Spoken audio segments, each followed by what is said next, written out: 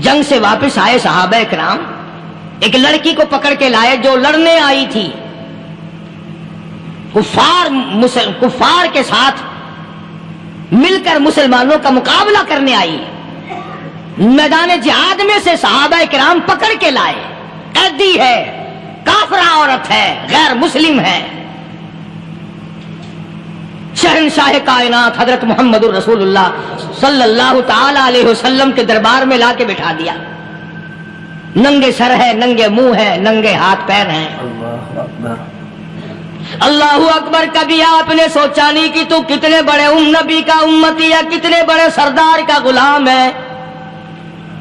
रहमत वाली चादर उतार कर फरमाई, ओ बिलाल ये मेरी चादर ले ले, इस लड़की के सर पे डाल दे, पर्दा करा दे। अर्ज किया गया किसी काफिर की लड़की है, यहूदी की लड़की है, ईसाई की लड़की है, गैर मुस्लिम की लड़की है, मैदान जिहाद से गिरफ्तार करके लाई गई, कैदी लड़की है, लड़ने आई थी, मारने आई थी, इस्लाम की दुश्मन है, दीन की दुश्मन है, कुरान की दुश्मन है, मजहब की दुश्मन है, खुदा और उसके रसूल की दुश्मन है। अल्लाह ताला के नबी हजरत मोहम्मद करीम सल्लल्लाहु अलैहि वसल्लम ने फरमाया, ओ लोगों ठीक है, लड़की काफिर की है, कुफर की हालत में पली है, कुफर फैलाने आई है, कुफर को बचाने आई है, इस्लाम का मुकाबला करने आई है, इस्लाम को मिटाने के लिए आई है। पर ऐ मेरे दीवानों ये तो बताओ, अपने बाप काफिर के दरबार में भी नंगे सर बैठे और मैं काली कमली वाले के दरबार में भी नंगी बैठे। सुभान अल्लाह। फिर उस दरबार में और मेरे दरबार में क्या फर्क होगा? वो काफिर का दरबार है, ये शहंशाह कायनात का दरबार है, रहमतुल लिल आलमीन का दरबार है, साक़ी कौसर का दरबार है, शाफी महशर का दरबार है, अल्लाह के महबूब का दरबार है, आमना के दुर्रे यतीम का दरबार है, फातिमा तो ज़हरा के अब्बा का दरबार है। और बिलाल जल्दी कर, मेरे दरबार में काफिर की बेटी आए, मैं उसका भी पर्दा करूंगा।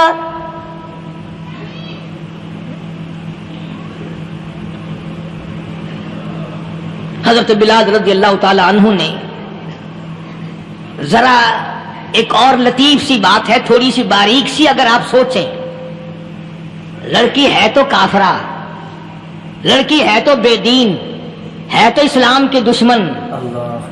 मैं तो कई मर्तबा सोचा करता हूं कि वाह लड़की तेरा मुकद्दर, है तो काफिर की बेटी, खुद भी काफरा है, मगर मुकद्दर तो देखो इमामुल अंबिया की चादर सर पे डाले बैठी है।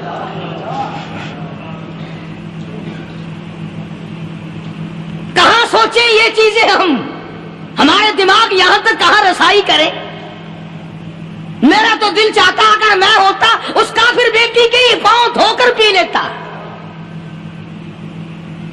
तो एडी मुकद्दरों वाली, तो ऐनी खुशनसीब, अभी अभी कैदी बनकर आई, अभी अभी हाथों में हथकड़ी थी और अभी अभी सर पे रहमत दो आलम की रहमत वाली चादर है। और फिर आपने पूछा अब तू क्या चाहती है, क्या चाहती है? अल्लाहु अकबर। कहने लगी मेरे घर पहुंचा दो, मैं अपने घर जाना चाहती हूं। दो नौजवान सहाबा को बुलाया, फरमाया कि इंसानी रिश्ते का तकादा है, लड़की ने हमसे पनाह मांगी और अपने घर जाना चाहती है, हमने इसको माफ कर दिया, जाओ घर छोड़ाओ। अब घर पहुंचाने का मतलब ये तो था नहीं कि हुसैनगाई पहुंचा दो, दौलत गेट पहुंचा दो, खुदा जाने कितनी दूर घर होगा, लड़ने जो आई थी। यूं लिखा है उलमा इकराम ने, जरा तवज्जो करें, वो सच्ची बात तो ये है, अपने दामन में भी हाथ मार के देखो कि हम कैसे हैं।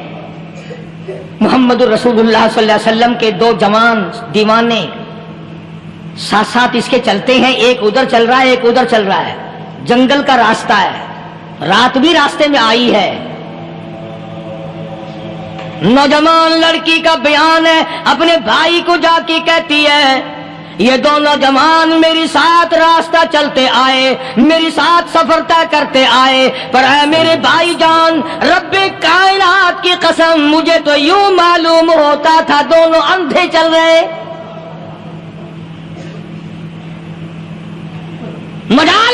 طرف نظر اٹھائی ہو.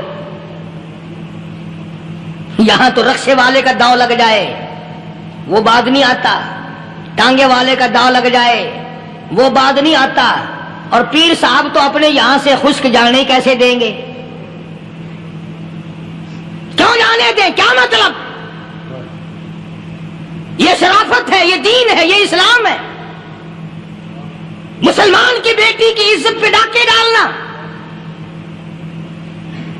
خدا کی قسم اگر اسلام کی حکومت ہو اور جس نبی کا تو نام لے کر جنت میں جانا چاہتا ہے, اگر نبی کا قانون زندہ ہو, قرآن کا قانون عدالت میں ہو, آنکھیں نکال دی جائیں. بے غیرت قوم, بے حیا اور بے شرم قوم.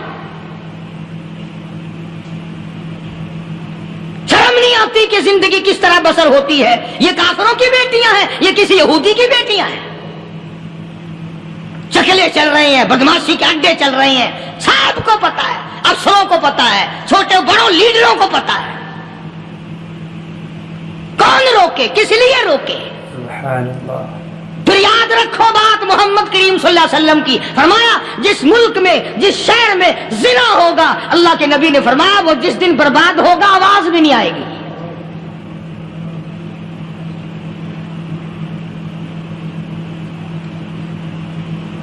مسلمانوں کے یہاں سے ہو کر دربار نبوت سے چل کر رحمت دو عالم صلی اللہ تعالی علیہ وسلم کی چادر اوڑھ کر لڑکی اپنے گھر پہنچی. بھائی نے پوچھا بتا مسلمانوں نے تیرے ساتھ کیا برتاؤ کیا؟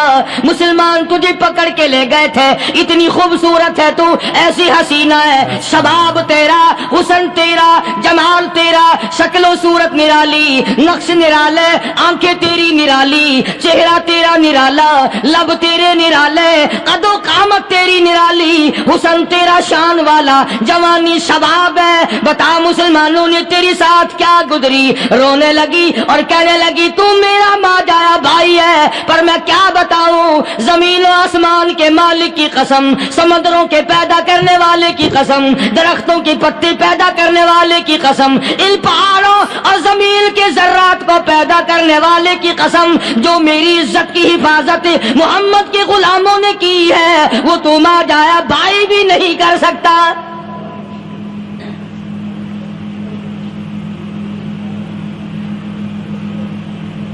صداقت صداقت ہوتی ہے, حقیقت حقیقت ہوتی ہے, چھپتی تو نہیں. کاغذ کے پھولوں سے خوشبو کیسے آئے گی؟ پلاسٹک کے پھول گلاب کے بنا کر سرانے میں لگانے تو آسان ہے, مگر گلاب کی خوشبو نہیں تم لا سکتے. سبحان اللہ, سبحان اللہ. ارے وہ بھائی بھی تھا تو کافر, پھر بھی مقدروں والا نکلا. انہوں نے تو کفر چھوڑ دیا, اور ہم سے ریت نہیں چھوٹتی, رسمیں نہیں چھوٹتی, ہم سے شرک نہیں چھوٹتا, ہم سے بدعات نہیں چھوٹتی. بھائی کہتا ہے بہن کو, توجہ کرو, کبھی دنیا میں انصاف کی بات کرنے والے لوگ بھی زندہ تھے. کفر اسلام ایک اور چیز ہے, انصاف کی بات تو کہا کرتے تھے. بھائی کہنے لگا بہن سے کہ میری بہن, چادر تیرے سر پہ نبی کی, کالی کملی والے کی چادر تیرے سر پہ ہے, یہ اس کے دیوانے تجھے ساتھ لے کے آئے ہیں, اور انہوں نے تیری عزت اور آبرو کی حفاظت کی ہے. تو یہ بتا کلمے سے خالی آئی, ایسے دربار سے خالی آ گئی؟ ماشاءاللہ. خزانہ لوٹ رہا, وہاں تو خالی تو نہیں آ گئی؟ بہن کہنے لگی کہ ہاں خالی آئی ہوں. مطلب یہ کہ میں نے کلمہ نہیں پڑھا, ایمان قبول نہیں کیا, دین قبول نہیں کیا, اسلام اور اس کا مذہب میں نے قبول نہیں کیا. بھائی کہنے لگا تف ہے تجھ پر, تجھے ایسے دربار سے خالی اٹھتے شرم نہ آئی؟ اور دربار رسالت ہو خالی آ گئی. کیا بات کہی ہے عورت نے, سبحان اللہ, اللہ اکبر. کہنے لگی دو وجہ سے میں نے کلمہ نہیں پڑھا. دل میرا چاہ رہا تھا, اندر میرا کہتا تھا کہ جب میرے سر پہ یہ چادر آئی, میرا تو دل چاہتا تھا کہ لپٹ جاؤں قدموں سے آقا کے. بھائی میرا دل چاہتا تھا میں کھڑی ہو جاؤں دربار میں اور یوں کہوں میرا دل ہو تیرا گھر ہو, میرا دل ہو تیرا گھر ہو, تیرا در ہو, میرا سر ہو، تمنا مختصر سی ہے مگر تمہید طولانی۔ میں نے کلمہ دو وجہ سے نہیں پڑھا۔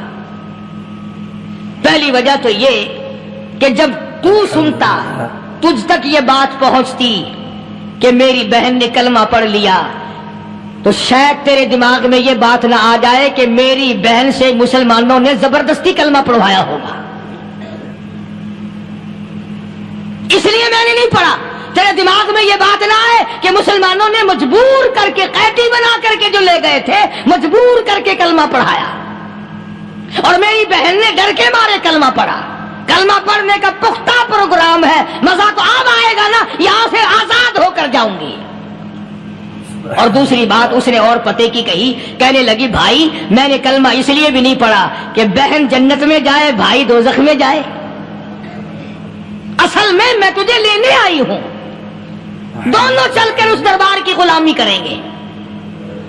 میں نے یہ خوف کھایا کہ میرا بھائی غصے میں آ کر کفر پر اور مضبوط نہ ہو جائے، اس لیے مجھے آنے کی کوئی ضرورت نہیں تھی۔ اور کہنے لگی او میرے بھائی وہ دربار کوئی واپس آنے کا تھوڑا ہی ہے، وہاں تو جو گیا قربان ہو گیا، جو گیا قربان ہو گیا۔ چلو چلتے ہیں دونوں بہن بھائی آ کر حضور اکرم صلی اللہ علیہ وسلم کے ہاتھ پہ کلمہ پڑھ کر مسلمان بن جاتے ہیں۔ وہ نبی کی ایک بات دیکھ کر کلمہ پڑھ کر مسلمان بن گئے۔ ہمارے سامنے لاکھوں حدیثیں، ہزاروں قرآن کی آیتیں ہیں، پر ہم آج تک مسلمان نہ بنے۔ اللہ اللہ، جب مرضی آئی نماز پڑھ لی، جب مرضی آئی زکوٰۃ دے دی، جب مرضی آئی قرآن پڑھ لیا، جب مرضی آئی دین ایمان کر لیا، مرضی آئی چوری کر لی، مرضی آئی ٹھگی مار لی۔ اس کا نام دین نہیں ہے، اس کا نام ٹھگی اور فریب ہے۔ اس لیے قرآن کریم نے للکار کے کہا تأمرون الناس بالبر وتنسون انفسکم وانتم تتلون الکتاب۔ دوسروں کو اسلام کا نام لیتے ہو، دوسروں کے سامنے مسلمان بنتے ہو، حالانکہ تم کتاب پڑھتے ہو اللہ کی۔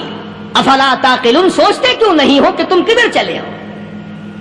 کیا پروگرام بنائے بیٹھے ہو؟ زندگی کا لاہ عمل یہ تو نہیں ہونا چاہیے جو تم نے بنایا ہوا ہے۔ اور آگے فرمایا تأمرون الناس بالبر وتنسون انفسکم وانتم تتلون الکتاب افلا تعقلون واستعینوا بالصبر والصلاة۔ اگر تکلیف آئے، پریشانی آئے، کوئی مصیبت آئے تو صبر اور نماز کے ساتھ قائم رہو۔ یعنی صبر نماز کے بغیر حاصل نہیں ہوگا، اور نماز قبول ہوگی تو صبر خود بخود آ جائے گا۔ چنانچہ اللہ والوں کی زندگی کا مطالعہ کرو، کتابیں اور حالات پڑھ کر کے دیکھو کہ انہوں نے ساری عمر میں ایک ایک نماز بھی ضائع نہیں ہونے دی، تمام عمر میں ایک ایک نماز ضائع نہیں ہونے دی۔ اور ہم لوگوں کی جوانی یوں ہی بیت جاتی ہے، جوانی یوں ہی گزر جاتی ہے۔ اسی کو کہتا ہے کہ کچھ نہ پرواہ کی میرے دین کی، آج میں تمہاری پرواہ کیسے کروں؟ وَإِنَّهَا لَكَبِيرَةٌ إِلَّا عَلَى الْخَاشِعِينَ۔ اللہ پاک خود فرماتے ہیں کہ نماز بھاری نہیں، نماز مشکل نہیں، نماز پڑھنا کوئی تکلیف نہیں، مگر ان لوگوں کے لیے، ان لوگوں پہ کوئی مشکل نہیں جو اللہ سے ڈرنے والے ہیں، اللہ کے خوف کو دل میں بسانے والے ہیں، جن کا یقین ہے کہ موت آئے گی اور اللہ کے یہاں جا کر کے میں نے منہ دکھانا ہے، ایک دن قبر میں جانا ہے، حشر نشر نے بھی آنا ہے، قیامت نے بھی آنا ہے، جس کا ان تمام چیزوں پہ یقین ہے۔ اللہ فرماتے ہیں الا علی الخاشعین، ڈرنے والے کے لیے تو کوئی چیز نہیں، اور جو نہیں ڈرتا اس کے لیے تو پہاڑ ہے نماز پڑھنا۔ صحابہ کرام نے تو ایسی ایسی نمازیں پڑھی۔ صحابی ہے مدنی کریم صلی اللہ علیہ وسلم کا، اپنے باغ میں نماز پڑھ رہا ہے، گنجان باغ ہے کھجوروں کا۔